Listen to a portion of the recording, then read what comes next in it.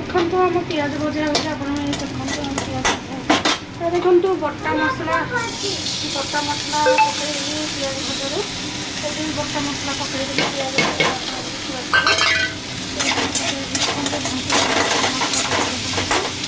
ବଟା ମସଲା ପିଆଜ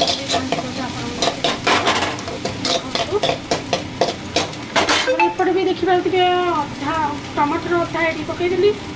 ଆଉ ଟମାଟର ଦେଖନ୍ତୁ ଏଇଠି ଅଧା ବଦାମ ପକାଇଦେଲି। ତାପରେ ଆମର ଦେଖିବା ତାପରେ ଆମର ପାଣି ଟିକେ ନେଇଯିବା। ଆମର ଦେଖନ୍ତୁ ପାଣି ଟିକେ ନେଇଯାଉଛି। ଆପଣ ଦେଖିପାରୁଛି ପାଣି ଟିକେ ନେଇଯାଉଛି। ଦେଖନ୍ତୁ ଏଇଠି ପାଣି ପକାଇଦେଲି ଅଧା, ଏଇଠି ବି ପାଣି ପକାଇଦେଲି। ଆଉ ଟିକେ ପାଣି ଟିକେ ଲାଗିବ ଆମର। ଦେଖନ୍ତୁ ଆଉ ଟିକେ ପାଣି ଅଧା ପକାଇଦେଲି। ଦେଖନ୍ତୁ ଜାଳ ବି ଦେଖନ୍ତୁ ବନ୍ଦ କରିଦେଲେନି ପାଇପଟା। ଦେଖନ୍ତୁ ଜାଳ ବଢ଼େଇଦେଲି, ଆପଣ ଦେଖିପାରୁଥିବେ। ତାପରେ ଦେଖନ୍ତୁ ଆମର ଜିରା ଗୁଣ୍ଡ, ଧନିଆ ଗୁଣ୍ଡ, ଲଙ୍କା ଗୁଣ୍ଡ, ହଳଦୀ ଗୁଣ୍ଡ, ଲୁଣ ଆଉ ମିଟ୍ ମସଲା ଦେଖନ୍ତୁ ପକାଇଦେଲେନି।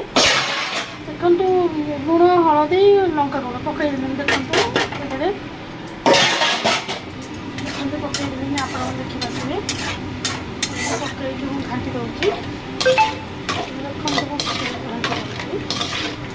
ଆପଣ ଦେଖିପାରୁଥିବେ ପକାଇକି ମୁଁ ଦେଖନ୍ତୁ କଷା ହେବ। ତାପରେ ଆମର ଦେଖିଥିବେ ଏଇଟା ଦେଖନ୍ତୁ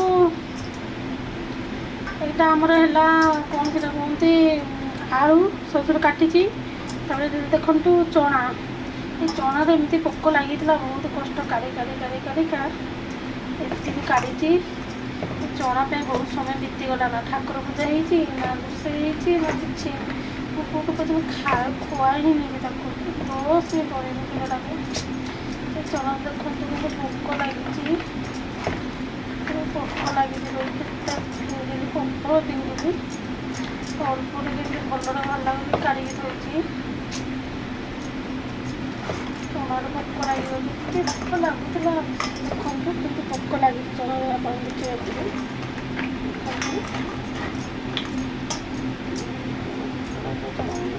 କେତେ ବାହାର କଲି